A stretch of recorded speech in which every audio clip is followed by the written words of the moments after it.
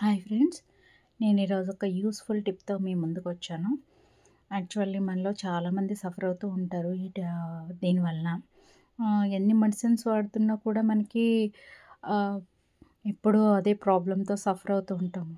So అదేంటంటే migraine అండి. Migraine ఇష్యూతోటి చాలామంది బాధపడుతూ ఉంటారు.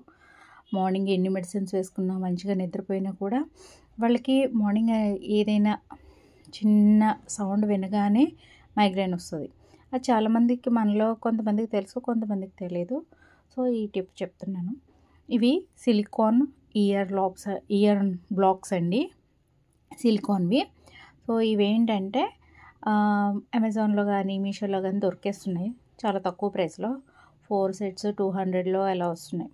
ఓకే, ఇవి తీసుకొని చెవిలో పెట్టేసుకుంటే మనకి నాయిస్ బ్లాక్ అయిపోయి మైగ్రేన్ అనేది చాలా తగ్గిపోతుంది. మెడిసిన్స్ వద్దనుకునే వాళ్ళకి కూడా ఈ టిప్ యూజ్ అవుతుంది. బాగా సివియర్గా ఉండి ట్రిప్టోమర్ అనే మెడిసిన్ వరకు వెళ్ళే వాళ్ళకైతే కూడా పనిచేస్తుందని నా ఉద్దేశం.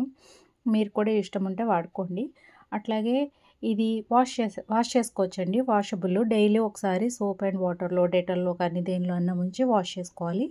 ఇంకొకటి ఏంటంటే, ఇయర్ ఇన్ఫెక్షన్ ఉన్నవాళ్ళు, ఇయర్లో చీము అలాంటివి ఉన్నవాళ్ళు దీన్ని యూజ్ చేయకండి.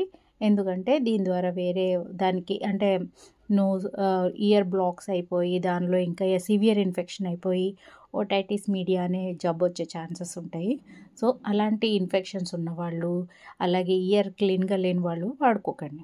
ఎందుకంటే ఒక చెవులోంచి ఇంకో చెవులోకి వెళ్ళిపోతే ఈ ఇన్ఫెక్షన్ దానిలోకి వెళ్ళిపోతుంది. సో ప్లీజ్ చూసుకోండి, మీ ఇష్టం.